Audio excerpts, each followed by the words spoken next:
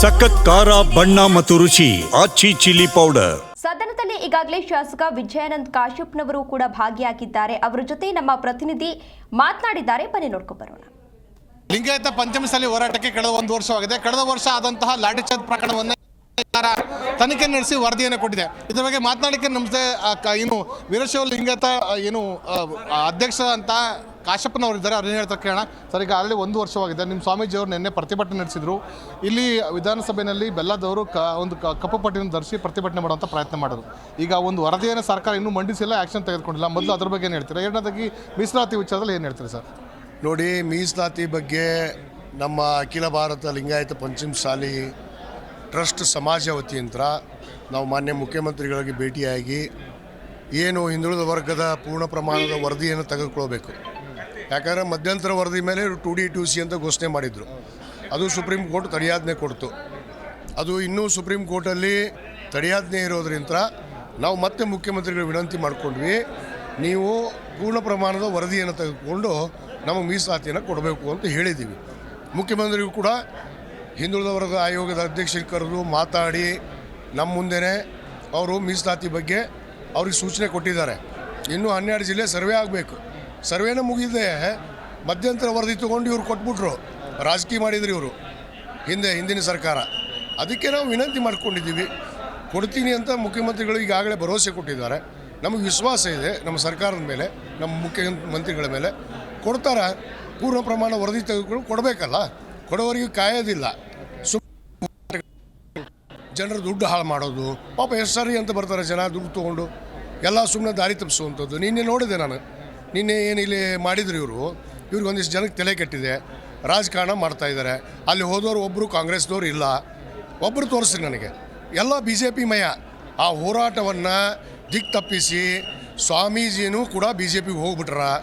ಅವರು ಕಾವಿಯನ್ನು ಬಿಟ್ಟು ಕಾದಿ ಬಾಕಿ ಇದೆ, ಅದು ಹಾಕೇ ಹಾಕ್ತಾರೆ. CLP ಮೀಟಿಂಗ್ ಇತ್ತು, ಆ ಕಾರಣಕ್ಕೆ ನಾನು ಸ್ವಲ್ಪ ಬೇಗ ಹೊರಟೆ. 6 ಗಂಟೆಗೆ ಸ್ಟಾರ್ಟ್ ಆಗುತ್ತಂತ ಆ ಪ್ರಶ್ನೆ ಬಂದು ಹೋಯ್ತು ಅಂತೆ. ಯಾಕಂದರೆ ತಡವಾಗಿ ಬಂತದ್ದು. ಪ್ರಸ್ತಾಪ ಮಾಡ್ತೀನಿ. ಓಕೆ ಸರ್, ಈಗ ಯತೀಂದ್ರ ಸಿದ್ದರಾಮಯ್ಯ ಮತ್ತೊಂದು ಹೇಳಿಕೆ ಕೊಟ್ಟಿದ್ದಾರೆ. ಸಿದ್ದರಾಮಯ್ಯ 5 ವರ್ಷ ಮುಖ್ಯಮಂತ್ರಿಗೆ ಮುಂದುವರಿತಾರೆ. ಪಕ್ಷದ ವರಿಷ್ಠರು ಯಾರಿಗೆ ಅಧಿಕಾರ ಹಂಚೋ ಬಗ್ಗೆ ಯಾವುದೇ ನಿರ್ಣಯ ಕೈಗೊಂಡಿಲ್ಲ, ಹಾಗಾಗಿ ನಮ್ಮ ತಂದೆನೇ ಮುಂದುವರಿತಾರೆ ಅಂತ ಮತ್ತೊಂದು ಹೇಳಿಕೆ ಕೊಟ್ಟಿದ್ದಾರೆ. ನೋಡಿ, ನಾನು ಅದರ ಬಗ್ಗೆ ಏನು ಪ್ರತಿಕ್ರಿಯೆ ಕೊಡೋಕ್ಕೆ ಹೋಗೋದಿಲ್ಲ. ಯಾಕಂದರೆ ಅದಕ್ಕೆ ನಮ್ಮ ಪಕ್ಷದ ವರಿಷ್ಠರಿದ್ದಾರೆ. ನಾನು ಕಾಂಗ್ರೆಸ್ ಪಕ್ಷದ ಕಟ್ಟಾಯಿ ಒಬ್ಬ ಕಾರ್ಯಕರ್ತ. ಪಕ್ಷ ಏನು ಹೇಳುತ್ತೆ. ಶಾಸಕ ವಿಜಯಾನಂದ ಕಾಶ್ಯಪ್ಪನವರ ಹೇಳಿಕೆ ಪಕ್ಷ ಕೊಡುವಂಥ ಹೇಳಿಕೆಗೆ ನಾನು ಬದ್ಧವಾಗಿದ್ದೆ ಅಂತ. ಮತ್ತು ನಿನ್ನೆ ಟಿಪ್ಪು ಸುಲ್ತಾನ್ ಬಗ್ಗೆ ನಿನ್ನೆ ಸದನದಲ್ಲಿ ಇರಲಿಲ್ಲ, ಮತ್ತೊಮ್ಮೆ ಪ್ರಸ್ತಾಪ ಮಾಡೋ ಮೂಲಕ ಈ ಒಂದು ವಿಷಯನ ರೈಸ್ ಮಾಡ್ತೀವಿ ಅಂತ ಹೇಳಿದರೆ. ಬೆಳಗಾವಿಯ ಅಧಿವೇಶನದಲ್ಲಿ ಭಾಗಿಯಾಗಿರುವ ಶಾಸಕ NA ಹ್ಯಾರಿಸ್ ಜೊತೆ ನಮ್ಮ ಪ್ರತಿನಿಧಿ ರಾಜಪ್ಪ ಮಾತನಾಡಿದ್ದಾರೆ. ಬನ್ನಿ ನೋಡ್ಕೊಂಡು. ಅಧಿಕಾರ ಹಂಚಿಕೆ ಸೂತ್ರ ಸಂಬಂಧಪಟ್ಟಂತೆ ಮತ್ತೊಮ್ಮೆ ಯತೀಂದ್ರ ಸಿದ್ದರಾಮಯ್ಯ ತಮ್ಮ ಮಾತನ್ನು ಹೇಳುವ ಮೂಲಕ ಮತ್ತಷ್ಟು ಗೊಂದಲಕ್ಕೆ ಕಾರಣವಾಗಿದ್ದಾರೆ. ಈಗೇನು ಅಧಿಕಾರ ಹಂಚಿಕೆ ಸೂತ್ರದ ಪ್ರಕಾರ ಸಿದ್ದರಾಮಯ್ಯವರು ಮುಂದುವರಿತಾರೆ, ಯಾವುದೇ ಕಾರಣಕ್ಕೂ DCMಗೆ ಅಧಿಕಾರ ಬಿಟ್ಕೊಡೋ ಅಂತ ಹೇಳಿಕೆ ಕೊಟ್ಟು ಮತ್ತೆ ವಿವಾದಕ್ಕೆ ಕಾರಣವಾಗಿದ್ದಾರೆ. ಪಕ್ಷದ ವರಿಷ್ಠರು ಎಷ್ಟೇ ಸೂಚನೆ ಕೊಟ್ಟರು ಸಹ ಮತ್ತೆ ಅದು ಹೇಳಿಕೆಯನ್ನು ಪ್ರಯತ್ನ ಮಾಡ್ತಿದ್ದಾರೆ. ನಮ್ಮ ಜೊತೆ ಮಾತನಾಡಲಿಕ್ಕೆ NA ಹ್ಯಾರಿಸ್ ಅವರು ಇದ್ದಾರೆ. ಏನೇನು ಕೇಳ್ತಾರೆ ಬನ್ನಿ ಸರ್. ಈ ಒಂದು ಅಧಿಕಾರ ಹಂಚಿಕೆ ಸೂತ್ರ ಇನ್ನೂ ಸಹ ಗೊಂದಲ ಮುಂದುವರೆದಿದೆ. ಇಬ್ಬರು ನಾಯಕರು ಉಪಹಾರ ಕೂಟ ಮಾಡಿ ಸಮಸ್ಯೆ ಬಗೆಹರಿಸಿದ್ರು ಸಹ ಇತರ ಶಾಸಕರು ಮಾತನಾಡೋ ಮೂಲಕ, ವಿಶೇಷವಾಗಿ ಮುಖ್ಯಮಂತ್ರಿ ಮಗ ಯತೀಂದ್ರ ಸಿದ್ದರಾಮಯ್ಯ, ಅಧಿಕಾರ ಹಂಚಿಕೆ ಸೂತ್ರದ ಪ್ರಕಾರ ಸಿದ್ದರಾಮಯ್ಯರೇ ಮುಂದುವರಿತಾರೆ, ಯಾವುದೇ ಇದನ್ನು ಪಕ್ಷದ ವರಿಷ್ಠರು ಕ್ಲಿಯರ್ ಮಾಡಿದ್ದಾರೆ ಅಂತ ಹೇಳಿಕೆ ಕೊಟ್ಟಿದ್ದಾರೆ. ಅದ್ರ ಬಗ್ಗೆ ತಾವು ಹೇಳ್ತೀವಿ ಸರ್? ಹೈಕಮಾಂಡ್ ಮಾತಾಡೋವರೆಗೂ ನಾವೇನು ಹೇಳೋಕ್ಕಾಗಲ್ಲ.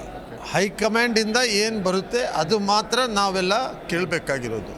ಬಾಕಿ ಯಾರು ಹೇಳಿದ್ರು ಅದು ಅವರ ವೈಯಕ್ತಿಕ ಅಭಿಪ್ರಾಯ ಬಿಟ್ಟರೆ ಬೇರೆ ಏನು ನಾವು ಹೇಳೋಕ್ಕಾಗಲ್ಲ. ಯಾಕೆಂದರೆ ಕಾಂಗ್ರೆಸ್ ಹೈಕಮಾಂಡ್ ಏನು ಹೇಳಿದೆ ಅಂತ ಸಿದ್ದರಾಮಯ್ಯ ಅವರೇ ಹೇಳಿದ್ದಾರೆ. ಹೈಕಮಾಂಡ್ ಏನು ಹೇಳ್ತಾರೆ ಅದನ್ನು ನಾನು ಮಾಡ್ತೀನಿ ಅಂತ. ಮತ್ತು ಇವಕ್ಕೆಲ್ಲ ಏನು ಇದಿದೆ? ಅದು ಏನಾಗುತ್ತೆ ಅಂದರೆ, ಈಗ ಬೇರೆ ಶಾಸಕರು ಮಾತನಾಡಿದ ಅವ್ರಿಗೆ ನೋಟಿಸ್ ಕೊಟ್ಟು ಶಿಸ್ತನ್ನು ಉಲ್ಲಂಘನೆ ಮಾಡಿದೆ ಅಂತ ಹೇಳ್ತೀರಾ. ಮುಖ್ಯಮಂತ್ರಿ ಭಾಗ ಹೇಳಿಕೆ ಕೊಟ್ಟರೆ ಮುಖ್ಯಮಂತ್ರಿಯವರೇ ಹೇಳಿಸಿದ್ದಾರೆ ಅಂತ ನಮ್ಮ ಮಾತು ಆರೋಪ ಬರ್ತದೆ. ಅದು ಯಾವ ಸಂದೇಶನ ಕೊಡುತ್ತೆ? ಮುಖ್ಯಮಂತ್ರಿಗೆ ಹೇಳಲಿಕ್ಕೆ ಬೇರೆ ಯಾರೂ ಬೇಕಾಗಿಲ್ಲ, ಅವರೇ ಹೇಳ್ತಾರೆ ಏನಾದರೂ ಹೇಳಬೇಕಾಗಿದ್ದರೆ. ಸೊ ಹಾಗಾಗಿ ಅದನ್ನೇನು ನಾವೇನು ಸೀರಿಯಸ್ ಆಗಿ ತಗೊಳ್ಳೋವಂಥದ್ದೇನಿಲ್ಲ. ಅವರವರ ವೈಯಕ್ತಿಕ ಅಭಿಪ್ರಾಯ ಇರ್ಬೋದು ಅದೆಲ್ಲನೂ, ಬಟ್ ಪಕ್ಷದ ಅಭಿಪ್ರಾಯ has to come from high command. ಇದು ಒಂದು ರೀತಿ ಗೊಂದಲ ಆಗೋಲ್ಲ ಸರ್. ಈಗ ಒಬ್ಬರ ಕೊಟ್ಟು ಹೇಳಿಕೆ ಕೊಟ್ಟರೆ ಇನ್ನೊಬ್ಬರು ಸಹ ಅದನ್ನು ಪ್ರೇರಣೆ ತೆಗೆದುಕೊಂಡು ಒಬ್ಬರು DK ಶಿವಕುಮಾರ್ ಪರ ಮಾತಾಡ್ತಾರೆ, ಒಬ್ಬರು ಸಿದ್ದರಾಮಯ್ಯ ಪರ ಮಾತಾಡ್ತಾರೆ. ಇದು ಪಕ್ಷದಲ್ಲಿ ಏನು ಯಾವ ಸಂದೇಶ ರವಾನೆ ಮಾಡ್ತೀವಿ? ಕಾಂಗ್ರೆಸ್ಸಿನ ಶಿಸ್ತಿನ ಸಿಪಾಯಿಗಳಿಗೆ ಇದು ಯಾವ ವ್ಯತ್ಯಾಸ ಮಾಡಲ್ಲ. ಕಾಂಗ್ರೆಸ್ ಹೈಕಮಾಂಡ್ ಏನು ಹೇಳುತ್ತೆ, ನಮ್ಮ ಪಕ್ಷದ ನಾಯಕತ್ವ ಏನು ತೀರ್ಮಾನ ತಗೊಳುತ್ತೆ, ಆ ತೀರ್ಮಾನಕ್ಕೆ ನಾವೆಲ್ಲ ಭದ್ರವಾಗಿರ್ತೀವಿ ಅನ್ನೋದು ಎಲ್ಲ ಕಾಂಗ್ರೆಸ್ ಕಾರ್ಯಕರ್ತನೂ ನಾಯಕರಿಗೂ ಗೊತ್ತಿರೋ ವಿಚಾರ. ಹಾಗಾಗಿ ಬೇಡದೇ ಇರೋದು ಸುಮ್ಮನೆ ನೀವು ಅದನ್ನು ದೊಡ್ಡದು ಮಾಡಲಿಕ್ಕೋಸ್ಕರ ಮಾತಾಡೋರು ಇರ್ತಾರೆ, ಅದನ್ನು ಹೇಳೋರು ಇರ್ತಾರೆ, ಕೇಳೋರು ಇರ್ತಾರೆ. ಬಟ್ ಅದಕ್ಕೆ ಯಾವುದಕ್ಕೂ ಯಾವ ಕಿಮ್ಮತ್ತೂ ಇಲ್ಲ. ಸರ್, ಇತ್ತೀಚೆಗೆ ಮೊನ್ನೆ ಏನು ವಿಜಯಾನಂದ ಕಾಶ್ಯಪ್ಪನವರು ಟಿಪ್ಪು ಜಯಂತಿಯನ್ನು ಸರ್ಕಾರ ಆಚರಣೆ ಮಾಡಬೇಕು ಅಂತ ಅನ್ನೋದನ್ನು ಪ್ರಶ್ನೆಯನ್ನು ಎತ್ತಿದ್ರು. ಈಗ ಅದನ್ನು ವಿಪಕ್ಷಗಳು ಅದನ್ನು ಆರೋಪ ಮಾಡ್ತಿದ್ದಾರೆ. ಮತ್ತೆ ಅದ್ರ ಬಗ್ಗೆ ತಾವೇನು ಹೇಳ್ತೀರಿ ಸರ್? ಮಾಡಬೇಕು ನೋಡಿ, ಇದೆಲ್ಲ ನಾವ್ಯಾರು ಏನು, ಈಗ ಟಿಪ್ಪು ಏನು ಬಂದು ಕೇಳಿದ ನಂದು ಇದು ಮಾಡಿ ಅಂತ. ಚರಿತ್ರೆಯಲ್ಲಿ ಅವ್ರು ಮಾಡಿರೋ ಕೆಲಸಗಳಲ್ಲಿ ಇರುತ್ತೆ, ಅವ್ರು ಮಾಡಿರೋದಿರುತ್ತೆ. ಈಗ ನಾವು ಒಂದು ಸ್ವಲ್ಪ ದಿವಸ ಆದಮೇಲೆ ಚರಿತ್ರೆ ಆಗಿ ಮುಗ್ದೋಗ್ತದೆ. ಬಿಟ್ಟರೆ ಸುಮ್ಮನೆ ಇವೆಲ್ಲ ಬೇಡದೇ ಇರೋ ಕಾಂಟ್ರವರ್ಸಿನ ಮಾಡಿ ಪೋಲರೈಸ್ ಮಾಡುವಂಥ ರಾಜಕೀಯ ಯಾರೂ ಮಾಡಬಾರ್ದು. ನಮಗೆ ಬೇಕಾಗಿರೋದು ಡೆವಲಪ್ಮೆಂಟು, ಮುಂದಿನ ಪೀಳಿಗೆಯ ಭವಿಷ್ಯವನ್ನು ಆಲೋಚನೆ ಮಾಡುವಂಥ ರಾಜಕೀಯ ಬೇಕು. ಮುಂದಿನ ನಾಡು ಮುಂದೆ ಹೇಗೆ ಹೋಗ್ಬೋದು ಅನ್ನೋದ್ರ ಬಗ್ಗೆ ಮಾಡುವಂಥ ಬೇಕೇ ಹೊರತು ಈ ಥರ ಸಣ್ಣ ಇಲ್ಲ. ನಮಗೆ ವಿಶ್ವಾಸ ಇರೋದೇ ಡೆಲ್ಲಿಯಿಂದನೇ ಇದು ಬಗೆಹರಿಬೇಕು ಅಂತ, ಬೇರೆ ಬಗೆಹರಿಲಿಕ್ಕೆ ಅವಕಾಶ ಇಲ್ಲ. ಡೆಲ್ಲಿನೇ ಬಗೆಹರಿಸ್ಬೇಕು ಏನೇ ಇದ್ದರೂ. ಸೊ ಅದಕ್ಕೆ ಅದನ್ನು ಕಾಯಬೇಕೇ ಹೊರತು ಬೇರೆ ಏನೂ ದಾರಿ ಇಲ್ಲ ಇದಕ್ಕೆ. ಬಟ್ ಈಗೇನು ಹೇಳಿಲ್ಲ, ನಾವೇನು ಹೇಳ್ತಾ ಇಲ್ಲ, ಅವ್ರೇನು ಹೇಳ್ತಾ ಇಲ್ಲ, ನಡೀತಾ ಇದೆ ಅಲ್ವಾ? ಇದೇ ಗೊಂದಲ ಯಾರು ಏನು ಹೇಳ್ತಿಲ್ಲ ಅನ್ನೋದೇ ಗೊಂದಲ. ಇಲ್ಲ ಖಂಡಿತವಾಗಿ ನೋಡಿ, ಯಾವುದೇ ಒಂದು ಇದಕ್ಕೆ ನಮ್ಮ ಪಕ್ಷದ